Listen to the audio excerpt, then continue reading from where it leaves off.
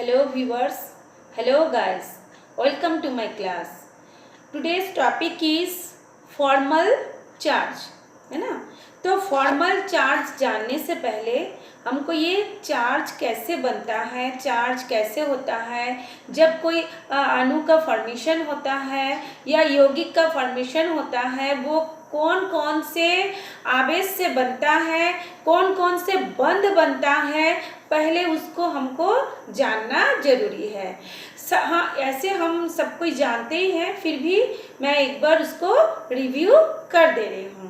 तो formal charges पढ़ने से पहले हमको ये जानना जरूरी है कि बंध कितने प्रकार से होते हैं। जब अणु बनता है तो वो कौन कौन से बंध बना करके आपस में मिल करके आकर्षण बलों के द्वारा एक अणु का निर्माण होता है, उसके पहले हम जानते हैं। तो सबसे पहला बंध होता है आयनिक बंध। जैसे कि नाम है आयनिक बंध, इसका मतलब क्या होगा, जरूर आयन बनेगा तभी उनके बीच में आकर्षण होगा, बंधन होगा। ठीक है, तो हम लोग एक आयनिक बंध कैसे होता है हम लोग एक एग्जाम्पल से समझेंगे। उसमें क्या होता है कि विपरीत आवेश वाले आयनों के बीच में आकर्षण बल होता है। कौन सा आकर्षण बल? इलेक्ट्रोस्टैटिक फोर्स, यानी विद्युत आकर्षण बल। तो दो विपरीत आयन होगा। कौन सा दो विपरीत आयन होगा? हम जानते हैं एक धनायन होता है, एक ऋणायन होता है, जो कि एक दूसरे के ऑपोजिट है। तो कैसे इलेक्ट्रॉनों का स्थानांतरण होता है, चलिए हम आपको दिखा रहे हैं। ठीक है, एग्जाम्पल से। एग्जाम्पल में देखिए दिया हुआ है सोडियम क्लोराइड।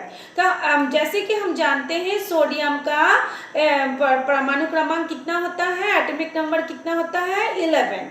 जब हम इसका इलेक्ट्रॉनिक कॉन्फ़िगरेशन देखते हैं तो कैसा होगा, 1s2 2s2 2p6 और होता है 3s1।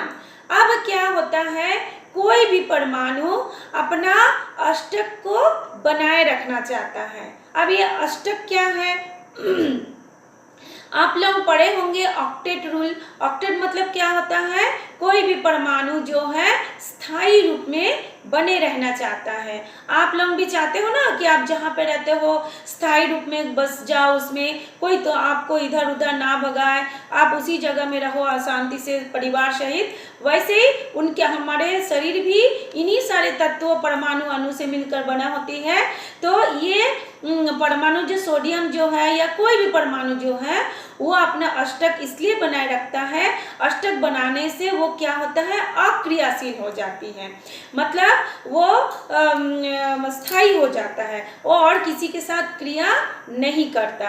अब अचानक तो अष्टक बना नहीं सकता, उसके पास क्योंकि एक इलेक्ट्रॉन एक्स्ट्रा है। अष्टक का मतलब देखिए मैंने वो अंडरलाइन करके बताया है ग्रीनिंग से। 1s2 वो सबसे अंदर की सेल में रहता है, 2s2 2p6 है। ठीक है, तो ये अगर 3s1 को किसी और को दे देता है तो 2s2 और 2p6 मिलकर के उसके पास 8 इलेक्ट्रॉन बाह्यतम कोश में हो जाता है। तो जब वो 8 इलेक्ट्रॉन हो जाता है और टोटल मिलाकर कितना होता है, 10, क्योंकि 1s2 का 2, 2s2 का 2, 2p6 का 6, तो 6 2 और 2 मिलके हो गया कितना, 10। ये 10 किसके बराबर होता है, हीलियम के बाद जो आता है अक्रिय गैस नियन। नियन हम लोग जानते हैं, हीलियम, नियन, आर्गन, क्रिप्टन, जेनन, ये सब क्या है, अक्रिय गैस है, वो किसी से क्रिया नहीं करती। इसी तरह से सोडियम भी यदि अपने बाह्यतम कोश में से 3s के एक इलेक्ट्रॉन को बाहर कर देता है तो भी वो हीलियम नियन के समान, हीलियम नहीं नियन के समान वो अस्थायी विन्यास यानी अक्रिय गैस से जैसा व्यवहार करने लगता है, वो किसी से क्रिया नहीं करती। मेन यही कारण है कि वो आयन एक इलेक्ट्रॉन को दे करके वो क्या बना लेता है, आयन बना लेता है। देखिए हम लोग नीचे भी बताए हैं, सोडियम परमाणु के नीचे एरो डाल के देखिए दिया है, एक इलेक्ट्रॉन माइनस हो गया, निकल गया और सोडियम आयन बन गया। उसमें कितने इलेक्ट्रॉन है, 2 और 8, तो 8 हो गया उसका अष्टक रूल पूरा, और 2 और 8 मिला के 10 हो गया, जो नियन के समान अक्रिय गैसों के समान व्यवहार करता है। ठीक है, अब देखिए राइट साइड में क्लोरीन दिया है। क्लोरीन का परमाणु क्रमांक होता है 17। जब हम इसका इलेक्ट्रॉनिक कॉन्फ़िगरेशन देखते हैं 1s2 2s2 2p6 3s2 3p5। यदि इसकी जो आउटर मोस्ट सेल में p में कितने इलेक्ट्रॉन है 5, जबकि हम जानते हैं p में कितने इलेक्ट्रॉन रहता है 6 स्थायी बनने के लिए, स्टेबल होने के लिए। लेकिन इनके पास कितनी है 1 है 5 है। अब उसको कितनी इलेक्ट्रॉन की जरूरत है 1 इलेक्ट्रॉन की। तो वो क्या सोचता है यदि किसी से कोई मुझे 1 इलेक्ट्रॉन दान कर देता तो मैं भी स्थायी बन जाता, मेरे पास भी क्या हो जाता अष्टक पूरा हो जाता और फिर मैं भी स्थायी बन जाता। और किसके समान हो जाता उसका फिर अक्रिय गैस हीलियम समान 2 होता है, नियन में 10 होता है, आर्गन में 18 होता है। फिर वो आर्गन के समान स्थायी विन्यास प्राप्त कर मतलब स्थायी हो जाता, अक्रिय हो जाता। ठीक है। अब देखिए इसमें दिया है क्लोराइड आयन। अगर वो 1 इलेक्ट्रॉन ले लेता है तो कितना होगा, क्लोरीन के ऊपर माइनस दिखाया गया है, मतलब वो 1 इलेक्ट्रॉन ले लिया है। तो उसका विन्यास क्या हो गया 2 8 और 8, यानी उसका अष्टक भी पूर्ण हो गया। अब दोनों मिला करके क्या बनाएंगे कि आकर कैसे देंगे। अब आता है वो देंगे कैसे, उनके हाथ पैर तो है नहीं कि ले भाई तू ले ले, ऐसे भी नहीं, उसका भी हाथ नहीं है कि हाँ वो ले ले। तब उनके बीच में आकर्षण होता है कि वो एक दूसरे को खींचते हैं। हम ऐसे भी जानते हैं हमेशा ऑपोजिट जो चार्ज होता है या ऑपोजिट जो पोल होता है वो एक दूसरे को अट्रैक्शन करते हैं। तो इसमें 2 परमाणु के आयन जब वो बनता है एक दूसरे को आकर्षण करते हैं और एक NaCl का फॉर्मेशन हो जाता है। तो इसमें से जो बॉन्ड बनता है क्योंकि वो आयन से बनता है इसलिए उसको आयनिक बॉन्ड कहते हैं। ओके, नेक्स्ट टॉपिक हम जाते हैं सहसंयोजक बंध। सह का मतलब सहायता करना, संयोजी का मतलब होता है जुड़ना, इसका मतलब होता है साझे से जुड़ना। ये साझा कैसा होगा, वो भी आकर्षण बल से होगा।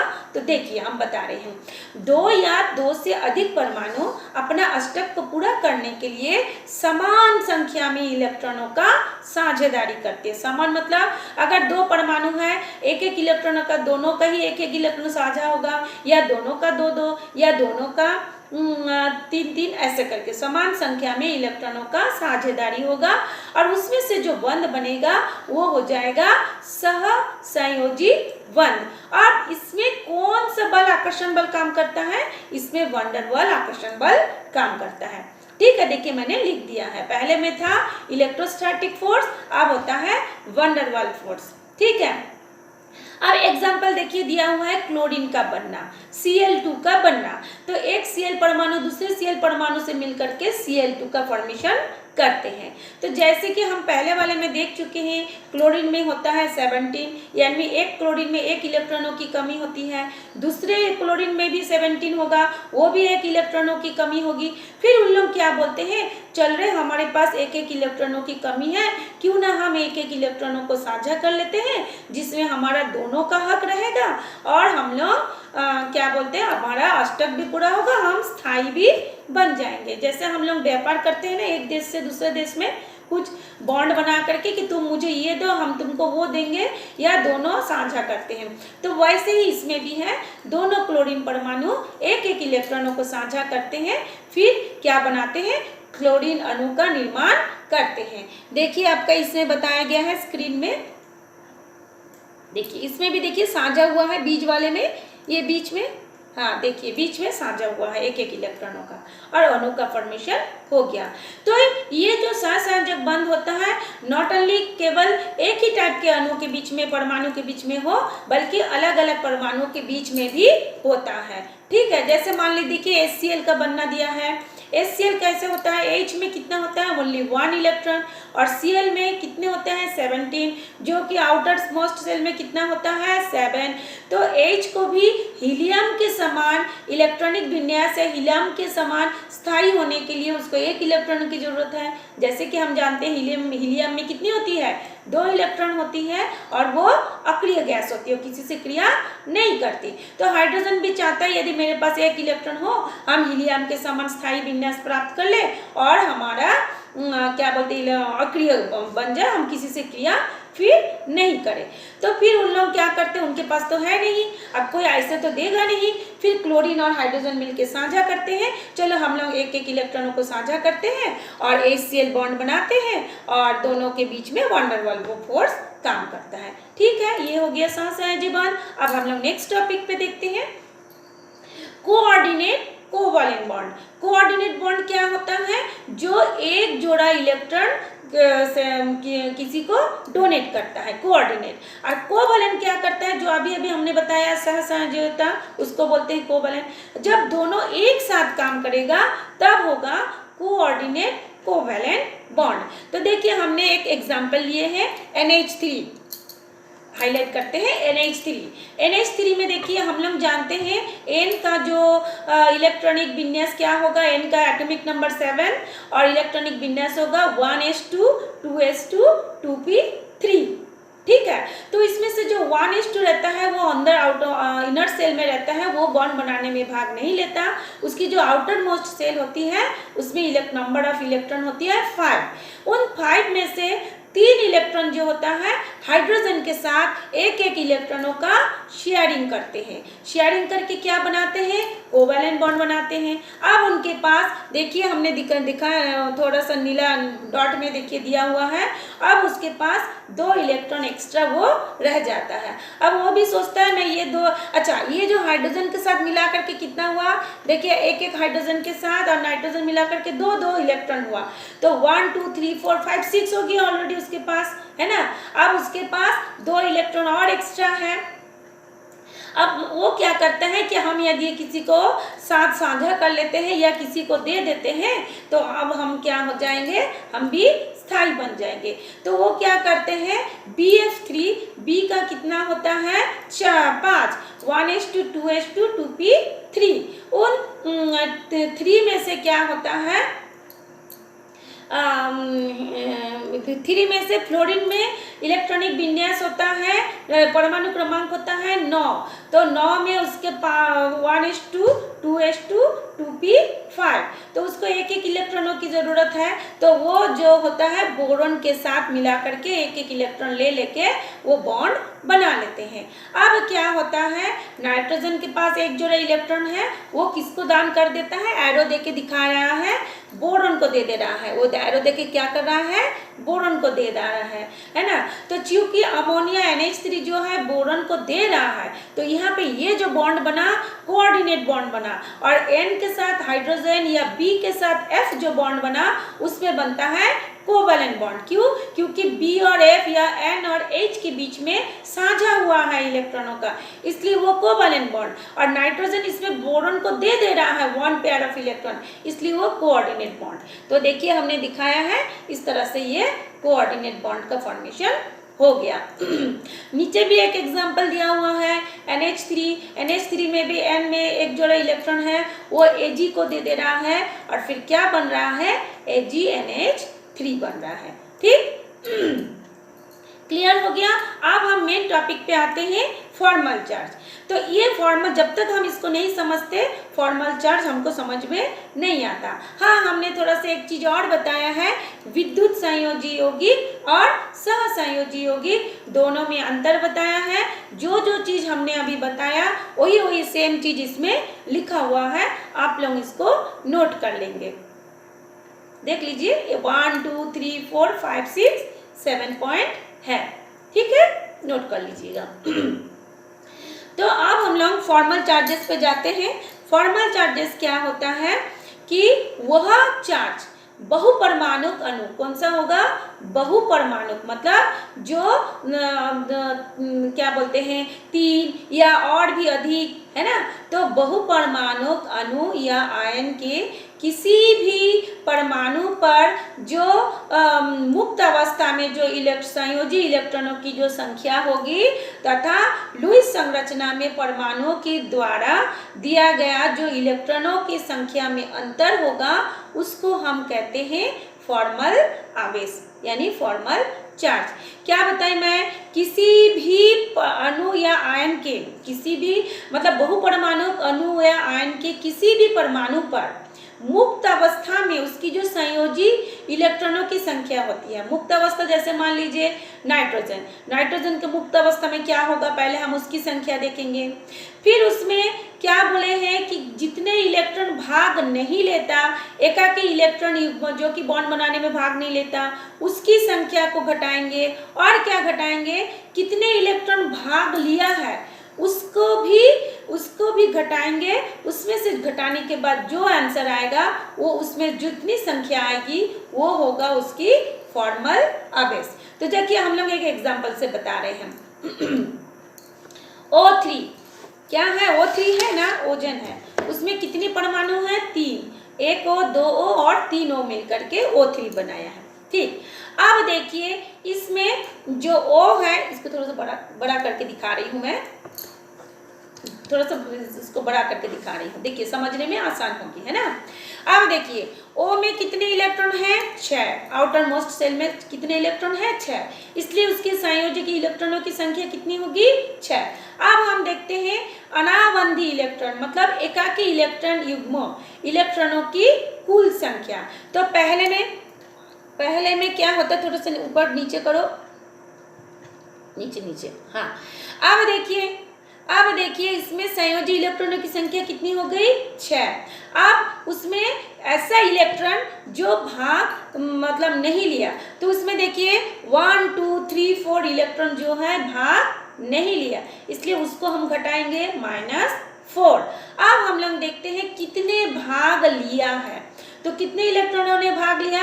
देखिए इसमें डबल बॉन्ड है, डबल बॉन्ड में एक बॉन्ड में 2 इलेक्ट्रॉन होता है, डबल बॉन्ड में 4 इलेक्ट्रॉन होता है, ये तो आप जानते ही हैं। बॉन्ड कैसे बनता है, हर एक बॉन्ड जो होता है 2 इलेक्ट्रॉन मिल करके एक बॉन्ड बनता है। तो इसमें 2 बॉन्ड है, यानी कितने इलेक्ट्रॉन हो गया, 2 2 ऐसे करके 4, है ना, ये 1 2 और ये 3 4, ठीक है।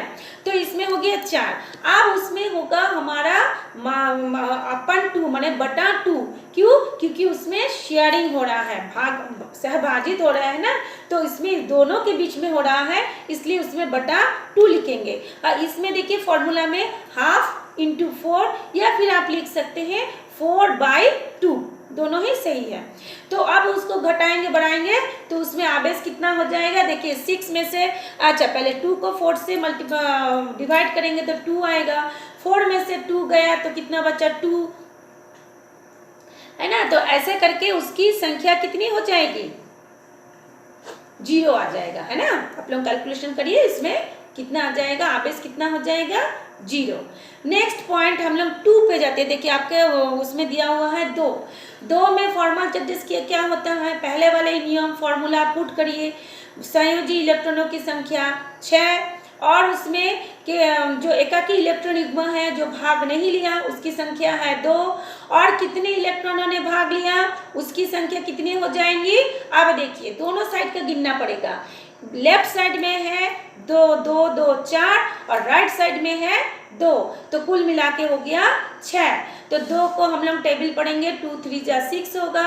अब 3 में से 2 को माइनस करिए तो फिर 6 में से उसको माइनस करेंगे तो उसकी आंसर आएगी 1, इसलिए 2 पर उसका आवेश कितना होगा, 1 होगा। अब परमाणु 3 पर, परमाणु 3 पर देखिए 3 पॉइंट है इसमें, देखिए एरो को दिखा रही हूँ, इसमें हाँ, परमाणु 3 पर क्या हो जाएगा, देखिए उसमें कितना हो गया, संयोजी इलेक्ट्रॉनों की संख्या कितनी है, 6। आप क्या बोलते हैं, संयोजी इलेक्ट्रॉनों की संख्या 6 और एकाकी इलेक्ट्रॉन युग्म की संख्या कितनी हो गई, एकाकी इलेक्ट्रॉन कितना हो गया, उसमें देखिए उसमें उसकी भी संख्या हो गई, उसमें हो गया 1 2 3 4 5 6, है ना। और सहभाजित इलेक्ट्रॉनों की संख्या कितनी हो गई, 2।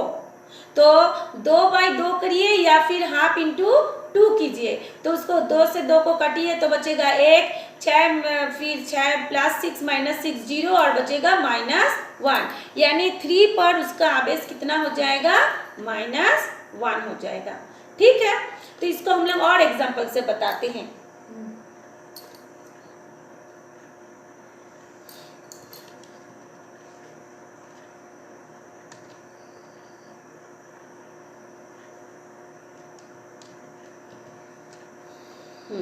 ये देखिए, उसको हम लोग डिटेल्स में समझाए हैं। जैसे हम लोग अभी अभी जो हमने एग्जाम्पल बताया उसमें देखिए ये ऑक्सीजन था। पहले हम जो लेफ्ट वाला है वो है ऑक्सीजन। ऑक्सीजन में कितनी इलेक्ट्रॉन होती है? 6। इधर ऊपर में भी एक ऑक्सीजन है, उसमें भी कितनी इलेक्ट्रॉन है? 6। अब उन 6 में से हमको फॉर्मल चार्जेस निकालना है। मैंने उसी चीज को जो अभी समझाया स्टेप बाय स्टेप समझा रही हूँ। पहले एक, फिर ये पहला वाला, ये एक, इसमें 2, तो एक में कितना हो गया? संयोजी इलेक्ट्रॉनों की संख्या हो गई 6। अब जो हो जाएगा आपका जो एकाकी इलेक्ट्रॉन युग्म कितना है? देखिए इसमें हमने रेड से बताया है, एकाकी इलेक्ट्रॉन युग्म की संख्या हो गई 4। अब कितने इलेक्ट्रॉन भाग लिए हैं? तो कितने इलेक्ट्रॉन भाग लिए हैं? देखिए 1 2 3 4 4 हो गया। उस 4 में से 2 को डिवाइड कीजिए क्योंकि वो सहभाजित हुआ है, कोवैलेंट बना है, तो हम कटपीट करेंगे। देखिए कटपीट करके हमने दिखाया गया है, तो उसका FC यानी फॉर्मल चार्जेस कितना हो गया? 0, जो अभी हमने आपको बताया। देखिए 0 हुआ। 6 में से 4 माइनस करिए, फिर -2 बराबर कितना हो गया? 0। ठीक। इन फ्री स्टेट में संयोजी इलेक्ट्रॉनों का नंबर 6 होती है। इन फर्स्ट स्टेज ऑक्सीजन में संयोजी इलेक्ट्रॉनों की टोटल नंबर 6, और वो दूसरा ऑक्सीजन एटम जिसमें इलेक्ट्रॉनों की नंबर भी 6 है, वो 2 इलेक्ट्रॉनों का शेयरिंग करके दोनों अपना अष्टक पूरा करता है, और उसकी जो संख्या हो गया 0, है ना। आप इसको नोट कर लीजिएगा, तब आपको आसानी से समझ में आ जाएगा। अच्छा ठीक, नेक्स्ट टॉपिक में अब दूसरा पार्ट जिसमें हमने बताया, देखिए 2 में कैसे हो रहा है। लेफ्ट में था एक ऑक्सीजन था, उसको हमने पहले दिखा दिया। अब इसमें 2 में देखिए फॉर्मल चार्जेस क्या होगा? 2 में भी वही ऑक्सीजन है, उसकी संयोजी इलेक्ट्रॉनों की संख्या 6। अब उसमें एकाकी इलेक्ट्रॉन युग्म कितना है? देखिए एकाकी इलेक्ट्रॉन युग्म हो जाएगा इसमें 2। ठीक। अब देखिए उस जिसको हमने ब्लैक पेन से सर्कल बनाया है, वो हो जाएगा एकाकी इलेक्ट्रॉन युग्म, यानी जो बॉन्ड बनाने में भाग नहीं लिया है। ठीक, उसकी संख्या कितनी हो गई? 2। आप देखिए एक तो हमने रेड पेन से नीचे, एक तो ब्लैक पेन और एक तो रेड पेन से हमने सर्कल बनाया है। उसके बाद हमने देखिए एरो दिखाया है नीचे की तरफ। एरो देखिए नीचे की तरफ, मतलब वो अपना ए लोन पेयर ऑफ इलेक्ट्रॉन तीसरे ऑक्सीजन परमाणु को दे रहा है। तो इसमें देखिए 3 टाइप का हो गया, है ना। और देखिए ये एरो है, तो इसमें FC कितना होगा? 6 - 2 - 6/2, 6 - 2 - 3 = 0। ठीक। अब देखिए थर्ड में कैसे होगा? थर्ड में भी एक ऑक्सीजन, इसमें 6 होगा संयोजी इलेक्ट्रॉनों की संख्या, और जो एकाकी इलेक्ट्रॉन युग्म कितना है ये किसी को तो दे नहीं रहा है ना। तो इसमें एकाकी इलेक्ट्रॉन युग्म कितना हो गया? 6। और कितनी शेयरिंग हुआ है? उसमें शेयरिंग नहीं हुआ है, वो अपना कोऑर्डिनेट बॉन्ड करके 2 इलेक्ट्रॉन दे दिया है, लेकिन चूंकि वो बॉन्ड बनाने में भाग लिया है, इसकी उसकी संख्या भी कितनी हो जाएगी? 2 हो जाएगी। अब 2 को 2 से काटिए, 1, तो 6 - 6 - 1 इक्वल टू कितना हो जाएगा? 0। इक्वल टू कितना हो जाएगा? -1 आ जाएगा। 6 में से 6 कटा तो 0, तो फिर -1। ठीक है। अब इसको हम लोग और भी एग्जाम्पल से बताते हैं। नेक्स्ट एग्जाम्पल देखिए, मेथेन को हमने बनाया, रखना इसमें। मेथेन को हमने बनाया, देखिए इसका फॉर्मल चार्जेस क्या है? हम जानते हैं हाइड्रोजन में एक ही इलेक्ट्रॉन होता है, 1s1। ठीक है, तो वैलेंस इलेक्ट्रॉन कितनी हो गई? 1। नॉन बॉन्डिंग वैलेंस इलेक्ट्रॉन, मतलब जो बॉन्ड बनाने में भाग नहीं लिया। इसमें ऐसा कोई भी इलेक्ट्रॉन नहीं है जो बॉन्ड बनाने में भाग नहीं लिया, इसलिए उसकी क्या हो जाएगी? 0। और बॉन्डिंग इलेक्ट्रॉन कितना भाग लिया? कार्बन का 1, हाइड्रोजन का 1, तो 2/2 सब मिला करके कितना हो गया? 0। ठीक। नेक्स्ट में देखते हैं, है ना, 0। इसी तरह से आप लोग देखिए चारों हाइड्रोजन का निकालेंगे तो वो कितना आ जाएगा? 0 ही आ जाएगा, है ना। अच्छा, इसमें देखिए एक चीज और बताया हुआ है, कार्बन का बताया हुआ है ना। तो कार्बन का ये जो है, इसको थोड़ा अंडरलाइन करके मैं बता रही हूँ। हाँ, ये देखिए पूरा गोला सर्कल में बना रही हूँ। इसमें जो है ये कार्बन को देखो, कार्बन को गोला बना, हाँ, ये कार्बन का हमने निकाले हैं। कार्बन के संयोजकता कितनी होती है? 4, क्योंकि 1:2:2p2। 1 बॉन्ड बनाने में भाग नहीं लेता, आउटर मोस्ट सेल में है 2:2p2, तो उसकी वैलेंस इलेक्ट्रॉन कितनी हो गई? 4। और नॉन बॉन्डिंग इलेक्ट्रॉन कितनी होगी? क्योंकि इसमें सारे इलेक्ट्रॉन बॉन्ड बनाने में भाग ले रहा है, इसलिए एक भी non bonding electron, valence electron नहीं है, इसलिए उसको हम क्या लिखेंगे? 0। 0 के बाद अब बॉन्डिंग इलेक्ट्रॉन कितना हुआ देखिए, 1 2 3 4 5 6 7 8, यानी कार्बन का 4 और चारों हाइड्रोजन का 4, तो कुल टोटल कितना हो गया? 8/2। अब इसको 8/2 को हम डिवाइड करेंगे तो 4, तो +4 -4 कितनी हो जाएगी? 0, यानी उसका कार्बन का फॉर्मल चार्जेस कितना हो जाएगा? 0 हो जाएगा। ठीक है, देखते हैं हम लोग नेक्स्ट देखिए, एक एग्जाम्पल और दिया हुआ है, सल्फर डाइऑक्साइड। ऑक्सीजन का कितना होती है?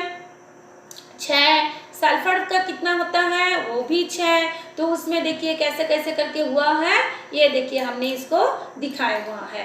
वैलेंस इलेक्ट्रॉन कितना होगा, नॉन बॉन्डिंग वैलेंस इलेक्ट्रॉन कितना होगा, बॉन्डिंग वैलेंस इलेक्ट्रॉन कितना होगा, ये हमने आपके लिए एग्जाम्पल छोड़ा है। हमने 2 3 को बताया है, 4 ऑक्सीजन का 3 को बताया है, कार्बन का बताया, हाइड्रोजन का बताया है। आप लोग इसको अपने से फॉर्मल चार्जेस निकालेंगे, किसका? ऑक्सीजन का अलग और सल्फर का अलग। और अगर नहीं बनता है तो आप हमसे फिर से पूछिए, हम इसी एग्जाम्पल को आपको फिर से बताने की कोशिश करेंगे या बताएंगे। ठीक है, ये आपका होमवर्क है, आप लोग करिए। आप सभी कुछ अपने से प्रयास करेंगे तब ये चीज़ आपको समझ में आएगा। ठीक है, आज इतना ही तक।